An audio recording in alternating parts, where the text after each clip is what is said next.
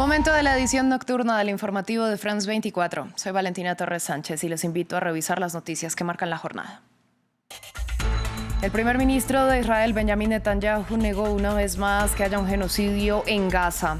Ante una asamblea de Naciones Unidas casi vacía como boicot, acusó a quienes han reconocido a Palestina como Estado de apoyar que asesinar judíos tiene recompensa. Esto mientras miles de personas protestaron en Nueva York contra el asedio israelí. El canciller iraní condenó que el Consejo de Seguridad no aprobara una resolución de China y Rusia para retrasar la reimposición de sanciones contra su país.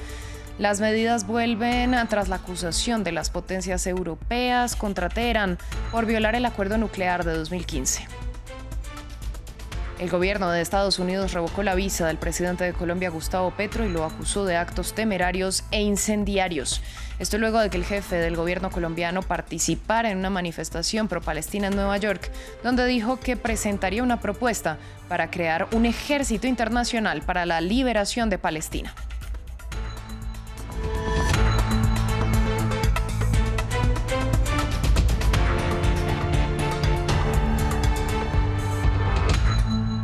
Damos inicio en Nueva York porque en su pronunciamiento ante la Asamblea General de la ONU, el primer ministro israelí Benjamin Netanyahu negó una vez más que esté cometiendo un genocidio en Gaza. Ante un recinto prácticamente vacío para boicotear al líder israelí, acordado por numerosas delegaciones, reiteró que Israel no cometerá lo que llamó el suicidio nacional de permitir la creación de un Estado palestino, y condenó drásticamente a las naciones que hicieron este reconocimiento en los últimos días.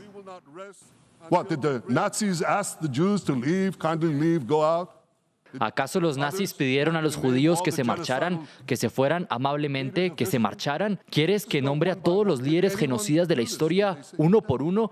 ¿Alguien hizo esto? Así que la verdad se ha tergiversado.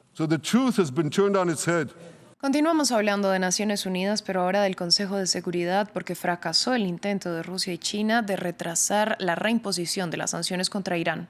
Las medidas fueron reimpuestas después de que las potencias europeas, conocidas como el E3, iniciaran un proceso de 30 días acusando a Teherán de violar el acuerdo de 2015 destinado a impedirle desarrollar un arma nuclear. El presidente Masoud Pezeshkian dijo que la reimposición es injusta e ilegal y que su país no considera retirarse del Tratado de No Proliferación Nuclear. El canciller iraní también reaccionó. Cuando la actual administración estadounidense instó el diálogo, Irán respondió de buena fe. La celebración de 5 rondas de conversaciones en vísperas de la sexta, Israel, con el apoyo de Estados Unidos, atacó instalaciones nucleares en Irán y asesinó a nuestros científicos, incluyendo mujeres y niños. Esto fue terrorismo de Estado. Nunca fue condenado por el E3, Reino Unido, Alemania y Francia. Estados Unidos ni siquiera por el OIEA. En lugar de recurrir a la diplomacia, el E3 optó por la restitución. Irán, en cambio, firmó un nuevo memorando con el OIEA el 9 de septiembre en El Cairo. Fue bien recibido por el organismo y la comunidad internacional, pero en Nueva York todas las propuestas constructivas de Irán fueron ignoradas. Continuamos en Estados Unidos. El gobierno revocó la visa del presidente colombiano Gustavo Petro. Esto luego de que el jefe de Estado participara junto con miles de personas en una protesta pro-Palestina en Nueva York, en la que aseguró que presentará una propuesta para crear un ejército internacional de salvación para liberar a los territorios palestinos. El Departamento de Estado dijo que Petro invocó a la violencia con sus actos imprudentes e incendiarios. Y por eso hice la siguiente propuesta.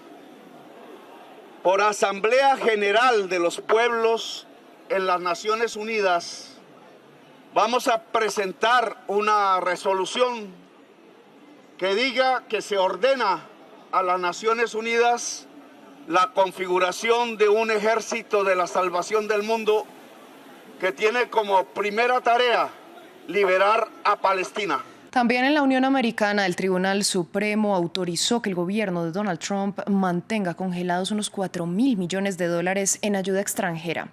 La decisión de la Corte es un nuevo espaldarazo al mandatario y llega en medio de los polémicos y drásticos recortes a los presupuestos federales ordenados por la administración. Las 3 juezas liberales se opusieron a la medida y aseguraron que el asunto requiere de un profundo debate al estar en juego la distribución de poderes entre el Ejecutivo y el Congreso en lo que respecta al gasto público. En otras noticias, las calles de la Ciudad de México fueron escenario durante todo el día de las protestas de familiares y colectivos que piden respuestas y justicia por la desaparición de los 43 estudiantes de Ayotzinapa en 2014. Exigen la entrega de 800 folios de investigación sellados como clasificados y fin a la impunidad. Nuestro corresponsal en la capital mexicana, Juan Carlos Aguirre, con los detalles de la llamada Mega Marcha. Este 26 de septiembre se cumplen 11 años de la desaparición de los 43 estudiantes normalistas en Ayotzinapa, México. Lo que se sabe es que después de 4.050 días estos jóvenes siguen desaparecidos y sus familiares continúan buscando respuesta. Hoy al menos 13.000 personas se han tomado el Paseo de la Reforma exigiendo respuesta, pero además victoriando una y otra vez: vivos se los llevaron, vivos los queremos. La pregunta no es si estamos, la pregunta es, ¿tendrá caducidad el amor hacia un hijo? Claro que no. O sea, tenemos que seguir esos 11 años y los que sean necesarios para seguir buscando a nuestro hijo. Hay un encubrimiento sistemático que denuncian las familias por parte de las instituciones y lo que se está buscando es que efectivamente se descompartimenten los archivos que den lugar a la verdad. La megamarcha no queda solamente para pedir respuestas sobre los familiares desaparecidos. También quieren visibilizar los miles de desaparecidos en los últimos años, así como también las continuas, según ellos, violaciones a los derechos humanos que ocurren flagrantemente en el país.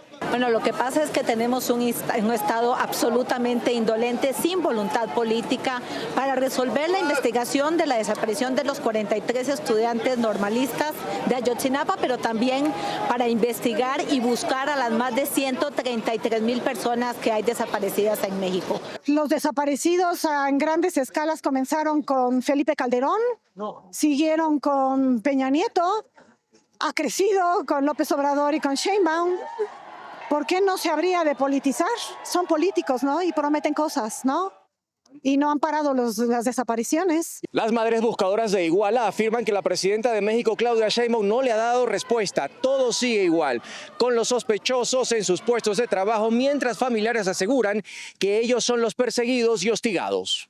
Cambiamos de tema. En Perú, decenas de jóvenes inconformes con el gobierno salieron a manifestarse utilizando un símbolo hasta ahora usado principalmente en los países asiáticos: la bandera de la serie de anime japonesa One Piece, una imagen que ha sido utilizada por los miembros de la generación Z en movilizaciones en Nepal, Filipinas e Indonesia.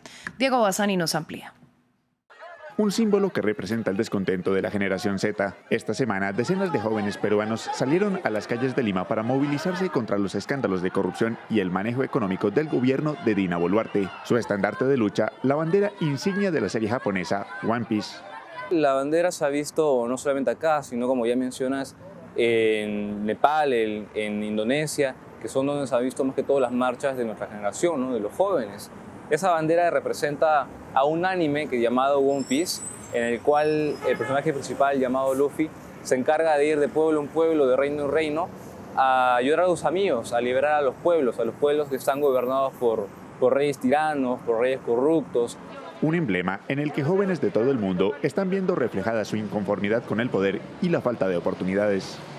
No sé si podamos ir hacia un futuro mejor o a un futuro peor. Para serte sincero, no me siento muy animado. No siento que realmente haya probabilidades altas de que una persona pueda tener una alta calidad de vida aquí. La bandera pirata de One Piece ondeó en las protestas antigubernamentales masivas en Nepal, encabezadas por la población de menos de 30 años a raíz de las amenazas del Ejecutivo de restringir el acceso a redes sociales y que derivaron en la caída del primer ministro. También apareció en Filipinas en las manifestaciones contra un caso de malversación de fondos públicos que involucraría a varios legisladores, un evento que se ha replicado en otros países asiáticos como Malasia e Indonesia y que empieza a extenderse también por el continente americano. Cerramos hablando de Jimmy Kimmel porque el programa nocturno del comediante volverá a las 70 cadenas televisivas afiliadas de ABC.